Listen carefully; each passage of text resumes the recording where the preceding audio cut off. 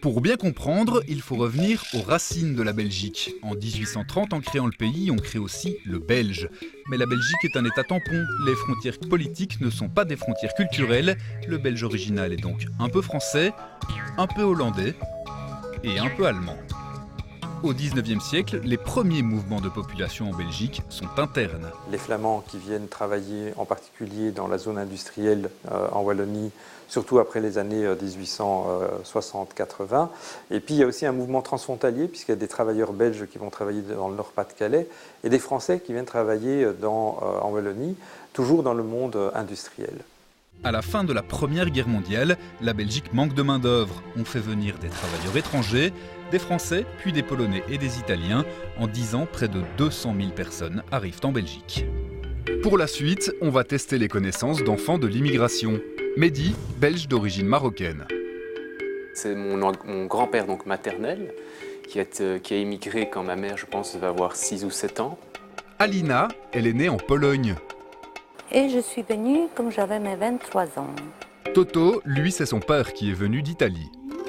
Il est parti dans les mines au Borinage, dans les années 60 ou 59. Les Italiens font partie des premiers à arriver en Belgique après la Seconde Guerre mondiale. Mais est-ce que Toto sait comment ? Le ministre de Gaspari italien, avec l'État belge, avait créé un troc à l'époque, ce qui peut paraître scandaleux pour certains, et puis aussi merveilleux pour d'autres, parce que ça a permis de faire venir des gens en Belgique. Mais l'Italie recevait 5 tonnes de charbon par Italiens qui venaient travailler dans les mines. Dites professeur, c'est vraiment correct ça ? L'immigration va être organisée juste dans l'immédiate après-guerre, donc à partir de 1946, entre les États, dans ce qu'on appelle des accords bilatéraux, qui impliquent les deux États, qui fixent le nombre de travailleurs que l'on va faire appel, les types de conditions de travail qu'ils vont bénéficier, même parfois les salaires et les conditions de sécurité sociale. Toto exagère juste un petit peu sur la quantité, ce n'était pas 5 tonnes mais plutôt 200 kilos. Entre 1946 et 1948, plus de 65 000 Italiens arrivent dans les bassins miniers belges. Mais ces arrivées, est-ce que c'était bien organisé pour le logement par exemple ? Les premiers Italiens ont vécu dans les baraques en bois des prisonniers allemands. Et donc c'était vraiment dans l'inconfort, dans l'humidité. Et il y a eu pas mal d'Italiens qui sont retournés parce qu'ils ne voulaient pas vivre dans de telles conditions à l'époque. Il fallait vraiment le vouloir, vous savez, pour être émigré dans les mines à l'époque.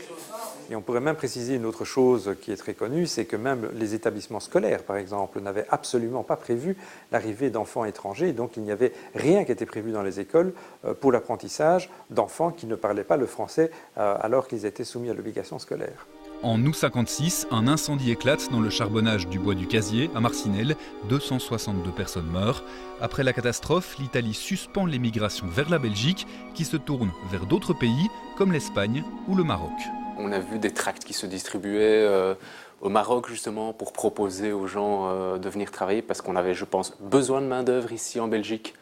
Non seulement dans les mines de charbon, mais également pour creuser les tunnels bruxellois, pour le métro, etc. Fin des années 50, la construction européenne va bouleverser le visage de l'immigration. La libre circulation des travailleurs permet aux ressortissants d'États membres de franchir les frontières sans visa et de travailler sans permis de travail.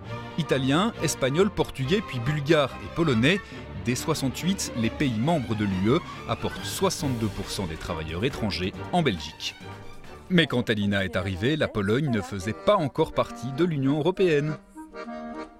Question de démarche, oui, c'était pas facile, c'est-à-dire il y avait deux solutions, ou une invitation ou une compte en banque en dollars. Alors j'avais cette compte en dollars, c'est à cette façon-là que je pouvais venir. Elle était venue pour 3 mois, elle a trouvé l'amour, elle est là depuis 36 ans. Je travaillais pendant 1 an et demi comme femme de ménage. Après, je travaillais 10 ans dans les bâtiments. Et depuis, elle tient cette épicerie. Les premiers travailleurs immigrés en Belgique étaient là pour des travaux physiques. Aujourd'hui, est-ce toujours le cas ?